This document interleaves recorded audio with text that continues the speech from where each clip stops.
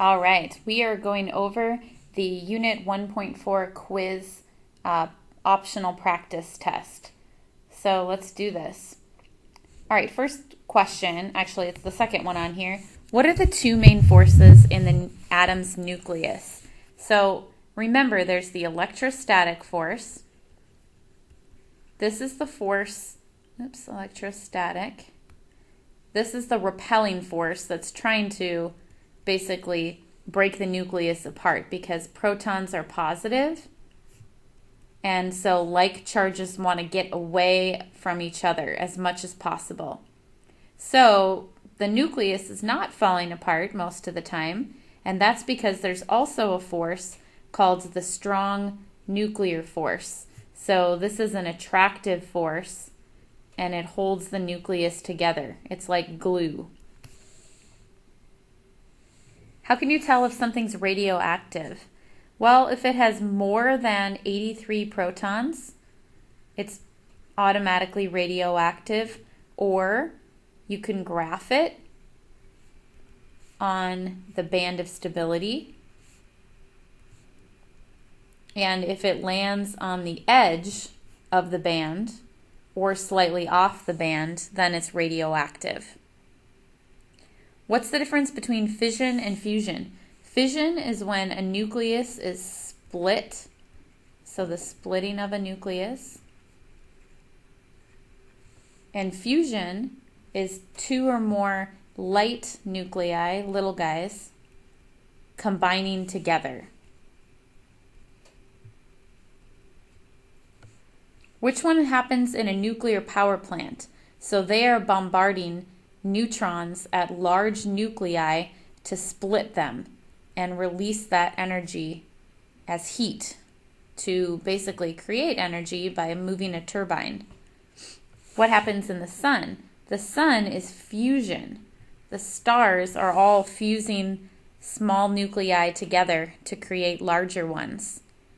Larger stars can make larger elements, and remember, supernovas create the largest atoms, up to uranium.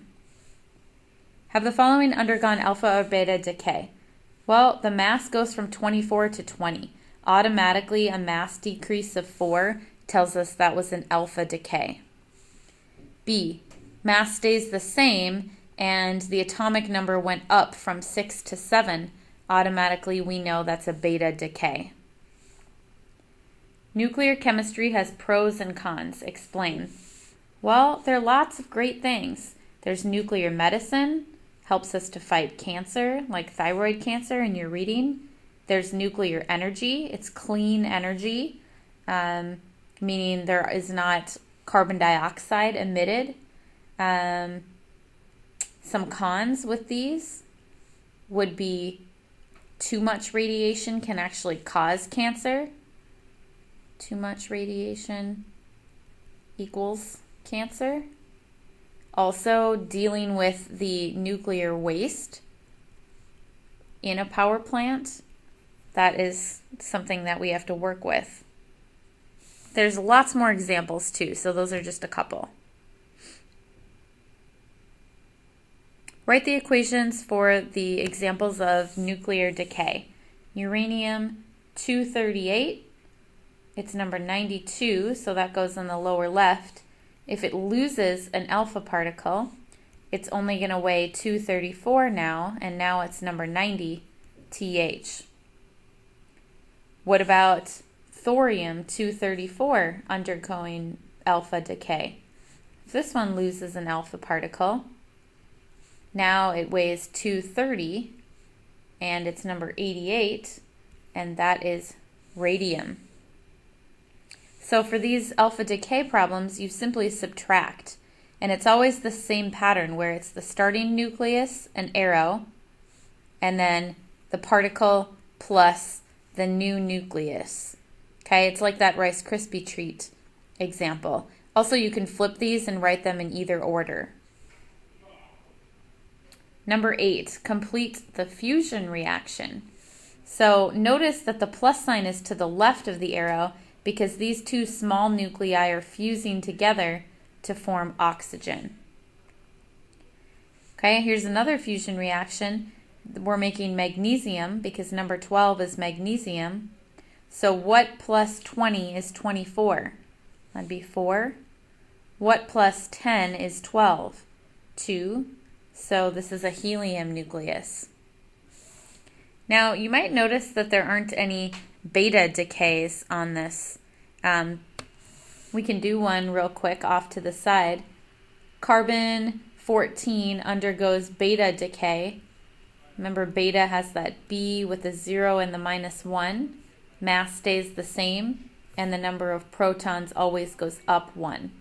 So this example shows us that we made nitrogen. Number 9, an atom has a half-life of 2 billion years. How many years will it take 400 atoms to decay to only 25? Well, after 2 billion years, there's only 200 atoms that are still radioactive. After another 2 billion years, there's only 100. After another 2 billion years, there's only 50. After another 2 billion years, there's only 25. So how many billion years did that take? 2 plus 2 plus 2 plus 2, 8 billion years is the answer. Would you rather be in a room with radioactive atoms that have a half-life of 2 seconds or 2 million years? I hope you choose 2 million years because these are not releasing particles or energy very often compared to something with a really short half-life. That would be much more dangerous. What was the name of the project to develop the first atomic bomb? The top secret project was called the Manhattan Project. And remember, in the state of Washington, there was the Hanford site. And at the Hanford site, they were actually making the plutonium that was used for the atomic bomb test, the Trinity test in New Mexico. And also plutonium was used for the second atomic bomb dropped on Japan, the one dropped on Nagasaki.